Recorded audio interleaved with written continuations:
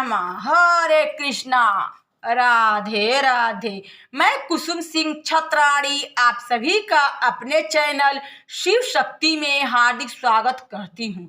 आज मैं आप लोगों को शिव महापुराण के चतुर्थ कोटि रुद्र संहिता के 12वां अध्याय की कथा सुनाने जा रही हूँ। लिंग रूप का कारण एवं हाटकेश महादेव की उत्पत्ति। ऋषि बोले, हे सुत जी, आप व्यास जी के प्रताप से सब कुछ जानते हैं। इस कारण हम आपसे पूछते हैं कि संसार में उन्हीं लिंगों की पूजा होती है जिन्हें आपने कहा है, अथवा और भी लिंग पूजनीय है और इसमें वही कारण है या और कुछ? हे सुत जी, हम लोगों ने सुना है कि शंकर जी की प्रिया ही लोक में बाण रूप हुई हैं, अतः इसका क्या कारण है?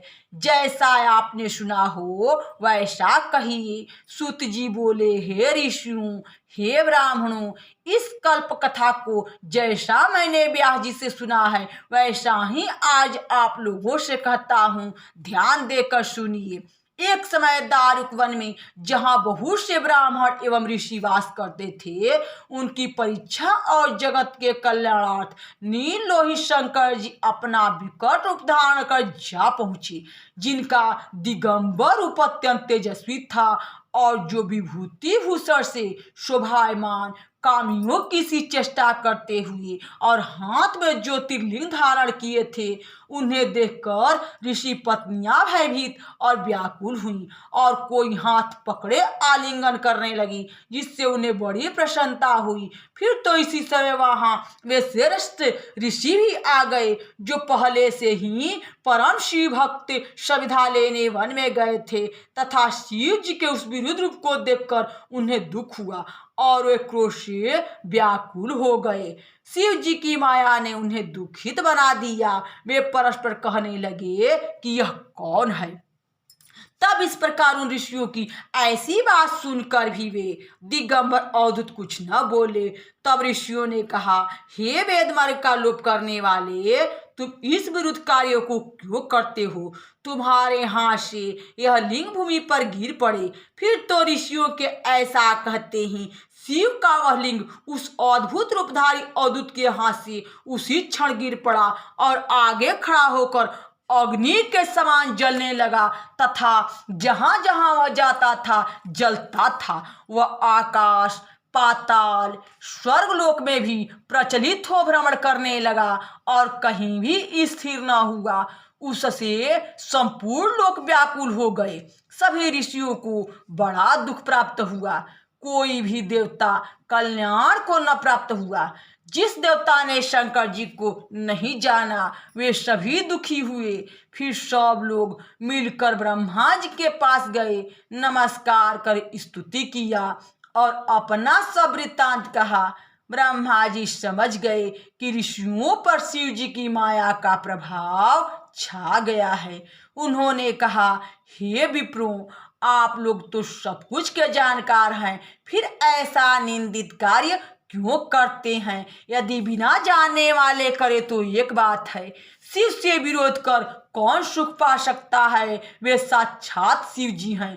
मैं आप लोगों से यथार्थ कहता हूँ, जब तक तीनों लोकों में वह शुभ लिंग कहीं स्थिर नहीं होगा तब तक शांति नहीं प्राप्त होगी।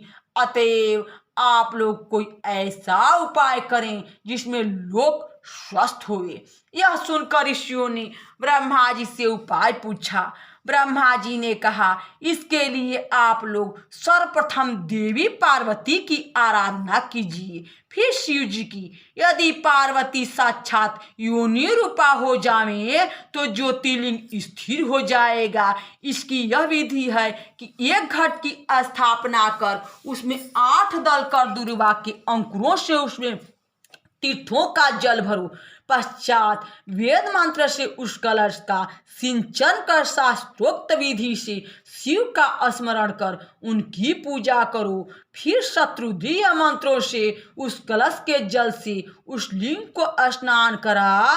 उन मंत्रों से मार्जन करके शांति को प्राप्त हो। फिर योनि रूप गिरजा तथा बाण को स्थापित कर उनका मार्जन करो।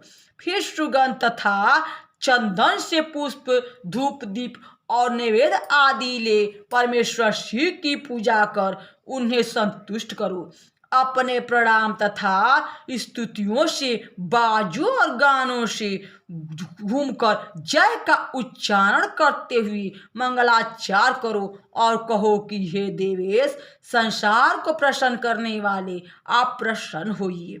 आप ही संसार को प्रसन्न करने वाले अविनाशी तथा संहारता भी हैं।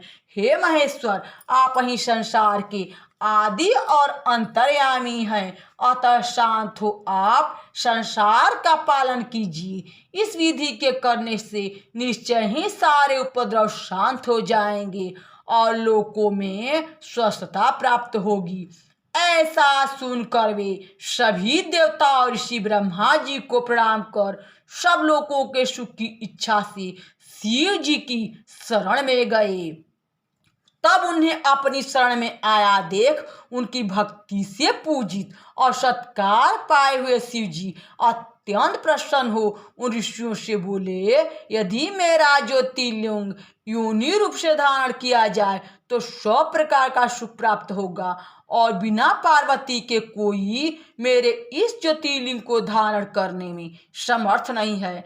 आप लोग इसके लिए पार्वती जी की प्रार्थना कीजिए। ब्रह्मा जी को साथ लिए देवताओं सहित ऋषियों ने पार्वती जी की प्रार्थना की। पार्वती सहित शिव को प्रसन्न कर उपरोक्त विधि के अनुसार श्रेष्ठ ज्योतिर्लिंग की स्थापना की और मंत्रों के अनुसार सारी विधि कर शिव जी को प्रसन्न किया। जगन माता पार्वती भी संतुष्ट हुई और उन्होंने उस रूप से उस लिंग को धारण किया। तब योनि रूप पार्वती में उस लिंग के स्थापित होने पर बड़ा आनंद हुआ। फिर तो वह ज्योतिर्लिंग तीनों लोकों में प्रसिद्ध हो गया और पार्वती सहित शिव की उस प्रतिमा का हटकेश नाम प्रसिद्ध हुआ, जिसके पूजन से सभी प्रकार के सुख प्राप्त होते हैं। यहाँ शिव महापुराण के चतुर्थ कोटि रुद्र संहिता के 12वां अध्याय की कथा समाप्त हुई। बोलो शंकर भगवान की जय। हरे कृष्णा। राधे राधे।